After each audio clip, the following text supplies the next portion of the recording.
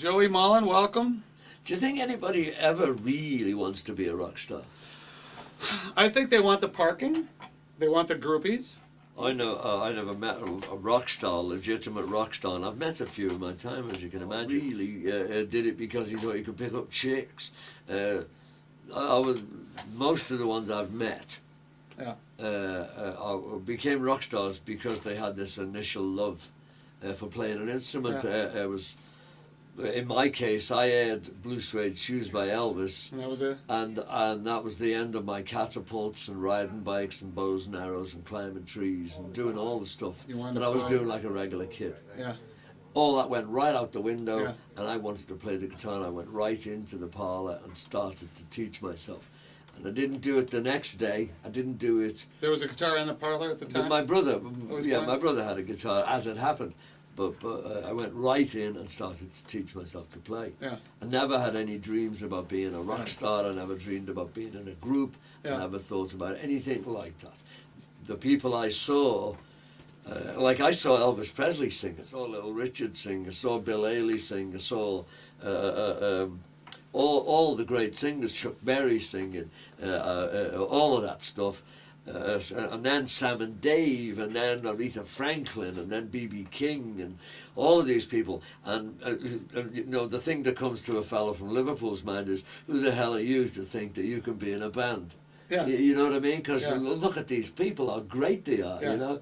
So, but the love for the music, and all of the musicians I Yeah. met, it was the love of the music that really why they did it. So when you all of a sudden you get the guitar in the parlor and you're kind of going at it and you figuring that out, what was the first foray out into performing for you as a My kid? friend and I, well, about after playing for about 2-3 years, and I could play some Chuck Berry now. I'd started going around to a friend of mine, Pete Edge Pigeon. He had a little amplifier, a homemade amp, Yeah. and I started going around to his house. I can't remember how I met him, but I started going around to his house, and we'd learn our Chuck Berry songs Yeah. together. And he could sing. I couldn't sing nothing, but he could sing. And so we started to go down to the south end of Liverpool and play in pubs. I mean, real Two public guys? houses, Just two of you? two of us, yeah, with a mic and a little amp. And we'd play anything, really. Who's Sorry Now? We'd play, Crying, Waiting, Open, Buddy Holly songs. We'd play Chuck Berry stuff. We'd play Little Richard. We'd play whatever songs we knew. Yeah. And at the end of the night, we'd send a glass round, See a what we pint get. glass, and the people would put the, So the quarters in. the pub wasn't paying anything? No, It the was all pub didn't tips? pay you any money But for they're it. glad to have you But helping. yeah. And you just sang songs for the people. You played a couple of half hours or an hour or something, and they'd pay you a bit of money. And we did it for a lark more than Sure. anything Sure. else. It was a great way to make a few extra bucks. Yeah. We didn't have any money. We used to mend our own shoes and stuff. Yeah. We didn't have any money. So how long did you do that Yeah. before you all of a sudden were getting other guys and putting a band together? I joined a band in school when I was about, I must have been 14. I started playing when I was 11.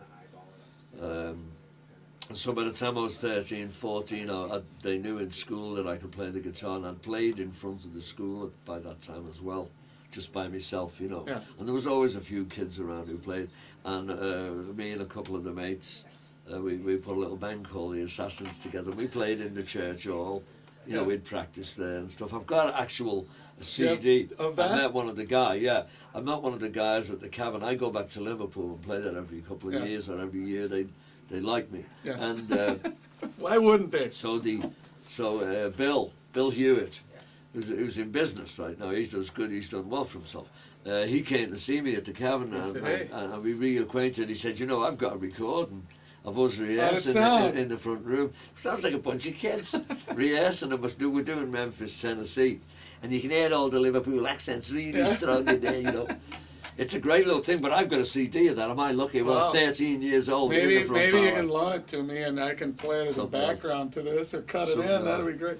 So then, what was the first kind of big, really band that you joined? Then what was the rise from that to the Ivies? Well, and you Indians? go through your local band scenes, and I did that stuff. I made a couple of little records and then one thing and another. It was 1968, 69 actually, and I joined. I got offered, an audition with the band Ivies. They were recording for the Beatles.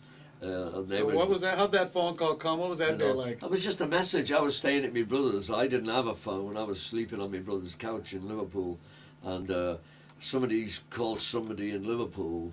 Like I think a fellow named Bob Adcock called a guy named Billy Kinsley. Billy was the bass player in the Mersey Beats, and you can Google the Mersey Beats. Oh yeah. But Billy was the bass player, and he gave me the message because I was just knocking around Liverpool at that point, seeing a few friends. I'd been And you'd never met the Beatles or rubbed elbows that close with them yet? No, I'd been famous. I was already a little bit famous. I'd written some hit songs for a band called Gary Walker and the Rain, and I toured, toured England and Japan and a little bit in Europe. I'd played all over England and But Scotland you had no and Wales. idea you were going to get that call.